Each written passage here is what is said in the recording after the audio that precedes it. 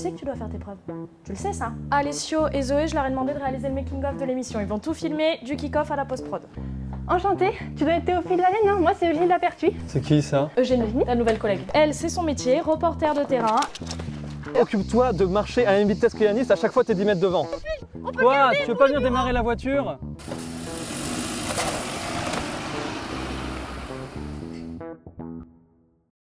Ah oui, c'est exactement ce que je lui ai dit. Ouais. Attends, je te rappelle. Bon, qu'est-ce qui se passe? Alors j'ai bien réfléchi et je pense qu'il faut que tu mettes fin à la période d'essai d'Eugénie. On n'a pas besoin d'elle. Pourquoi? Pendant le tournage sur Cézanne à Aix, déjà elle a pas suivi le script que j'avais écrit. Elle a cassé la caméra qu'on venait d'acheter et après elle a supplié le spécialiste de lui donner la peinture qu'il venait de peindre et elle a roulé dessus, devant lui. C'est rédhibitoire. Bon.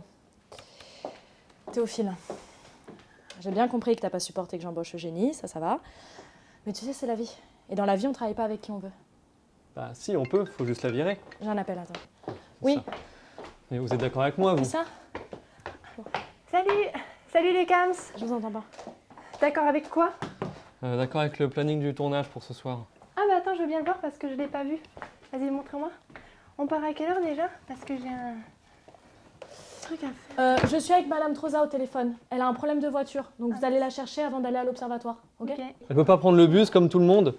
Bah, comme tout le monde, comment ça comme tout le monde? Nous on y va bien en voiture, Théophile. Et puis ça peut être super sympa pour faire connaissance. Moi j'ai plein de jeux de voiture qui sont super sympas pour briser la glace, tout ça. Il y en a J'ai un, oublié c'est- de vous dire, vous m'explosez l'audimat.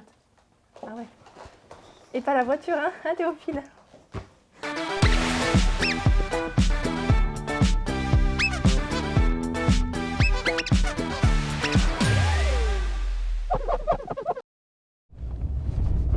Est-ce que c'est volumineux? Oui. Non. Est-ce que ça tient dans une main? Oui, c'est un sous-verre avec Jupiter dessus. Regardez, je les ai toujours avec moi. Alors, oui, on a vraiment besoin de prendre ça en plus là. Quand on fait une sortie d'astronomie, il faut toujours avoir son matériel avec soi. Il faut des vêtements chauds, des boissons chaudes, un bonnet avec un pompon et bien sûr son télescope. Sauf peut-être quand on va dans un observatoire astronomique où par définition il y a déjà des télescopes. Attendez, j'ai un nouveau jeu, c'est le jeu de la vague. Donc, ce qui va se passer, c'est dès que je freine, vous levez les bras en l'air et vous dites olé, ok? Vas-y, Alessio, tu filmes bien, hein? Je pense pas que ce soit une bonne idée, surtout avec le matériel. Mais si, t'inquiète. Non, c'est bon, stop. Oh là là, mais Théophile, t'es vraiment pas fun, c'était marrant. C'est quoi ce bruit?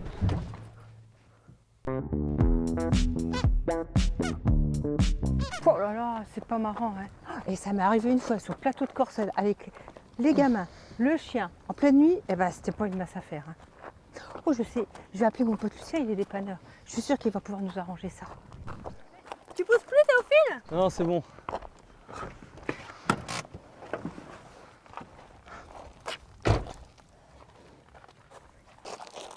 Voilà, c'est bon, c'est foutu. Hein. Des semaines qu'on prépare le tournage et voilà, tout est fichu. Non mais allez, ça va aller ma cocotte, hein. On te laisse refroidir un peu et après on te reprend. Mais qu'est-ce qu'on... faut appeler une dépanneuse. Ah non, d'abord faut appeler l'assurance. Attends, non, d'abord on va appeler Clémence. Ah, je sais plus. Non mais t'inquiète pas, Marie-Jo, elle s'en met plus, je crois. Ah c'est bon, Marie-Jo elle a géré. Il y a mon pote Lucien, il va venir d'ici 1 heure ou 2. Il est dépanneur, il va bien nous arranger ça. Bon, j'envoie un message à Clémence pour lui demander ce qu'on fait. Je viens de recevoir un message de Clémence et elle veut qu'on tente tout ici. Donc on est d'accord que c'est ridicule. Hein. Bah, c'est pas si ridicule que ça parce que la météo elle est pourrie sur les prochains jours et le reportage elle a demandé qu'il soit prêt pour après-demain. Oui, et puis c'est bien les imprévus, c'est ça qui nous challenge. Puis là on est en pleine nature, c'est l'idéal pour une sortie astronomique. Puis Marie-Jo elle a son télescope. Et puis Puis on après... va faire comment pour les images? Ah, pour le montage? Ah oui, on va faire comment? Bah Alessio peut-être. On fera une demande à l'observatoire et elle verra d'autres montages. Oui, et puis en plus, en vrai, ce qui est important, c'est l'interview de la spécialiste. Il y a une spécialiste. Mais c'est vous Marie-Jo. Pourquoi vous croyez qu'on vous trimballe depuis tout à l'heure? Puis t'es pas obligé de filmer ça. Hein. C'est bon, il est prêt le télescope parce que j'en ai marre d'attendre là. Attendez jeune fille, il faut que je fasse les réglages. Bon, allez, on fait ça vite fait. Marie-Jo, Vous voulez qu'on commence par une interview de vous et votre parcours ou alors on passe directement au fonctionnement d'un télescope, les jumelles, l'observatoire, pitou pitou? C'est quand même pas très pratique parce que Non, vous, mais ça va, vous êtes petite, mais moi je suis grande. C'est pas du tout par là qu'il faut regarder. C'était pas une lunette astronomique. Attendez, c'est quoi la différence entre une lunette astronomique et un télescope? Une lunette astronomique, ça fonctionne comme les longues vues des pirates lorsqu'ils cherchaient leurs ennemis sur les mers. Sauf que là, c'est pour observer les astres. Ça marche avec un système de lentilles, un peu comme une loupe. Alors que dans un télescope, c'est un système de miroir. Bon, le but est le même, hein, c'est de pouvoir grossir ce qui est loin pour mieux l'observer. Attendez, mais ça veut dire qu'il y a des miroirs dans le télescope là? Des miroirs qui grossissent? Ah, mais c'est un petit peu comme les miroirs des fêtes foraines, c'est ça? Mais qui venez grossissent? voir, jeune fille, vous allez les voir. Ah, on peut les voir dedans directement? Ah oui, ah ouais, c'est un grand miroir. Ouais. Ah, Zoé, vas-y, viens voir, filme ça. Ah. C'est pas mal. Ah Il y a oui. un gros miroir et un autre miroir au milieu là. Vas-y. Du coup, la lumière des étoiles, elle va rentrer par ici et va aller se refléter sur le premier miroir qui est situé tout au fond et qui est concave. Concave. Un peu comme une assiette. Tiens. Du coup, en se reflétant, après, ils vont revenir sur un deuxième miroir situé au centre du télescope et ils vont converger comme ça. Comme ça. Comme ça. Oui, bon, c'est bon, on a compris. Comme ça. Ah, mais du coup, si le miroir, il n'est pas de cette forme-là, la lumière qui arrive, elle peut pas se concentrer et repartir dans le deuxième miroir, c'est ça? Exactement, je vois les explications de Marie-Jo sont efficaces. La lumière de l'étoile va ressortir, Comme ça. puisque le deuxième miroir est un peu orienté, par ici et directement dans le non-œil. Ça va nous cramer la rétine? Mais non, parce que c'est beaucoup moins puissant. par exemple, Alessio, que on a des non, projecteurs pour éclairer Des la scène quand il projecteurs fera nuit? Non mais on va rien voir. Non, mais c'est justement si on met pas de projecteur qu'on va rien voir. Non, jamais de lumière artificielle sur une sortie d'astronomie. Il faut que l'œil s'habitue à l'obscurité. Eh oui, c'est comme quand on tend une embuscade la nuit. Voilà, il faut au moins 30 minutes pour que l'œil s'habitue à l'obscurité. En fait, à ce moment-là, notre pupille sera suffisamment dilatée pour récolter toute la lumière des étoiles, même les plus lointaines. Marie-Jo, elle a un problème aux yeux et du coup, elle met beaucoup de temps à s'habituer à l'obscurité. Ah oui, mais nous, si on peut pas éclairer la scène et qu'on voit rien aux caméras, ça sert à rien. Hein. Là, Ou alors avec des projecteurs rouges. L'œil est beaucoup moins sensible à la lumière rouge. on a des projecteurs rouges? Non. Ben voilà, on est marron. Ah bah oui, Ouais. la lumière marron. Ou alors, si vous voulez, j'ai une petite lumière rouge. Ah, celle-là, j'ai trouvé par terre. Ah, voilà, merci. Ça pourrait peut-être faire l'affaire.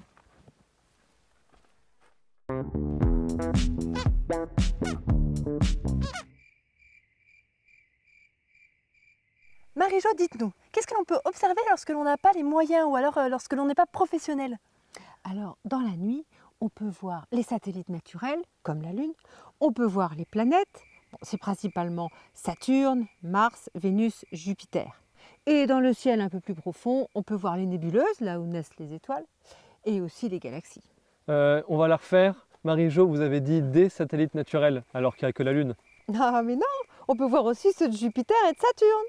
On peut voir les satellites de Jupiter et de Saturne avec ça? Ah non, mais même avec une simple paire de jumelles. Ah bah alors faut le préciser, hein, sinon les gens vont être perdus. Ah oui, alors, en parlant de préciser, Marie-Jo, vous nous avez précisé qu'il y a des satellites naturels parce qu'il existe aussi des satellites artificiels. Oui, un satellite naturel, comme la Lune, tourne autour d'une planète, la Terre. Alors que les satellites artificiels ont été fabriqués par les hommes, ils sont mis en orbite autour de la Terre et ils permettent des relevés scientifiques, faire la télécommunication ou avoir des renseignements militaires, par exemple. Alors, je suis désolée Marie-Jo, mais là, il y a trop de trucs qui brillent là-haut et j'arrive pas à en voir. Et puis d'ailleurs, comment est-ce qu'on repère des planètes au milieu de tout ça? Alors, les planètes du système solaire tournent toutes autour du Soleil sur le même plan. Dans le ciel, ce plan forme une ligne imaginaire droite qui va d'est en ouest. Si ce que vous observez n'est pas sur cette ligne, c'est que ce n'est pas une planète. Ah mais non, ça veut dire que le Soleil aussi suit cette ligne imaginaire. Oui, c'est ce qu'on appelle l'écliptique. Coupé. Bah voilà Marie-Jo, c'était vachement bien là. Franchement, vous êtes bien calé en étoiles. Hein. On pourrait même dire que vous êtes une star maniaque. Ah bah la star maniaque, elle a plus de lumière. Ah, c'est quoi ça? Ah mais Alessio, je crois que tu avais une petite lampe non tout à l'heure. Ouais, alors attention, c'est Ah. 3000 lumens, hein, ça envoie. Hein. C'est pas rouge. Ah oui, alors si c'est pas rouge, c'est pas grave parce que regardez, voilà, là, si je le mets devant ma main, ou même là, devant mes doigts, ça fait ressortir la chair et le sang et ça fait rouge. Vous avez vu? Ah, mais c'est vrai que ça fait rouge. Alors, attention, ça chauffe au niveau de la lampe.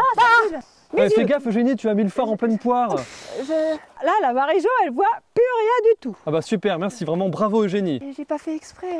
Là, Pardon, pour les Marie-Jo. observations, ça va pas être simple.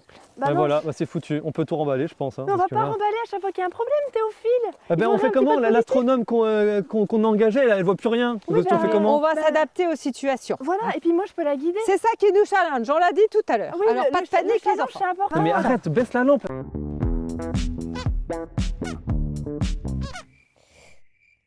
Alors là, je vois plein de petits points blancs qui brillent. Ouais, c'est super. Dis-moi, Marie-Jo, comment est-ce qu'on fait la différence déjà entre une étoile et une planète? Ouais, c'est pas la Alors, même chose. une hein. étoile, c'est une énorme boule de gaz brûlant, comme le Soleil. Et les planètes, elles sont beaucoup plus petites, plus froides, et elles tournent toujours autour d'une étoile. Non mais Marie-Jo, je voulais dire, comment est-ce qu'on fait la différence avec un télescope? Ah, quand on observe une étoile, elle a de minuscules variations de lumière, comme si elle clignotait, alors qu'une planète, ça ne scintille pas. Ah, je crois que j'ai quelque chose. Ah wow. Qu'est-ce que vous voyez? Alors, c'est une petite boule blanche qui a des stries rosées orangées et puis il y a 3 points autour alignés. C'est Jupiter. Jeune fille, vous venez de trouver la plus grosse planète du système solaire. Ah, c'est trop bien. Et 3 de ses satellites. Vas-y, Zoé, viens voir. File un petit coup. Je pourrais voir moi aussi après. Ouais, ouais. C'est trop bien votre métier, Marie-Jo. Bon, c'est quand même pas de chance que vous puissiez rien voir. Hein. Parce Après, il vous reste quand même l'imagination. Vas-y, Théophile, tu vas voir, c'est trop bien. Regarde. Alors? Bah, je vois rien. Bah, comment ça, tu vois rien? Regarde en plein milieu. Ah non, non, il n'y a rien. hein. Non mais Théophile, t'es devenu bigleux comme Marie-Jo ou quoi? Oui, enfin, en même temps, Marie-Jo, elle s'est pris un phare dans la tronche. hein. Attends, pousse-toi, fais voir. Ah bah oui, il n'y a plus rien. Elle est Voilà. partie. Ah, comme par hasard. Comment ça, elle est partie? Elle a quitté le système solaire? Mais non, elle est partie du champ de vision du télescope. La Terre tourne. D'habitude, ça se voit pas. Mais là, avec le grossissement, il est tellement important. Bah oui, Théophile, tu devrais le savoir, toi, que la Terre, elle tourne. Heureusement que je suis là. Hein. Ah, non. J'ai cru, mais non. Ah, je crois que j'ai quelque chose. Oh oh! Je crois que j'ai Saturne, parce que je vois des anneaux autour. Oh, non mais c'est fou. Dire que là, on voit en direct regarder Saturne, quoi. Je peux voir? Attends, ouais, vas-y, mais c'est carton plein ce soir, vraiment. Allez, tu viendras voir, après, toi, t'en as pas vu aussi, hein. Ah ouais. Waouh. Ah génial. T'as vu, c'est beau, hein. Ah ouais, super. J'ai jamais compris les gens qui disaient oui, quand on voit l'immensité de l'univers, on prend conscience que nous sommes qu'un grain de sable dans un océan. Et après, ils rajoutent notre existence est si infime, nos problèmes sont si insignifiants. Je suis désolé, mais quand tu tombes en panne en plein de la pampa, t'en as rien à carrer de l'immensité de l'univers. Tout ce que tu veux, c'est que des panneaux arrivent et que tu rentres chez toi. Théophile, t'aurais pas vu mon porte-clés, tu sais, avec une planète, là? Je voulais le montrer à Marie-Jo, Non, mais... j'en sais rien.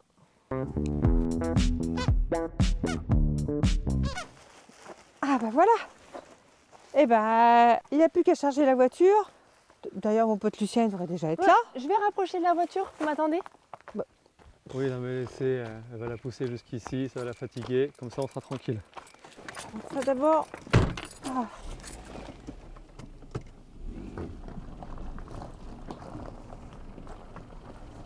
C'est bon, plus besoin de dépanneuse! Mes yeux. Non mais Eugénie, comment t'as fait pour démarrer la voiture? Oh, pff. Bah, j'ai tourné la clé. Aïe. Mais t'avais pas essayé avant? Mais je t'ai dit qu'il fallait qu'on la laisse se reposer, la voiture. Je suis Allez. désolée, Marie-Jo. Oui, bah, je monte dans la voiture. D'abord, j'ai froid, je vois plus clair. Suffit pour aujourd'hui, hein, parce que là, la coupe est pleine. Ah ouais? La soucoupe est pleine. Je suis désolée, Marie-Jo.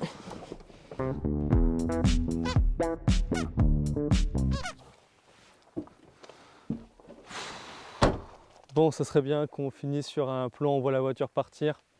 Zoé, tu restes là 30 secondes et tu filmes la voiture pendant qu'on roule. D'accord, mais vous oubliez pas de me récupérer, hein. Eugénie? Oui? Ça te dirait de filmer un truc 30 secondes? Juste pour voir comment fonctionne une caméra? Ah ouais, je suis trop partante.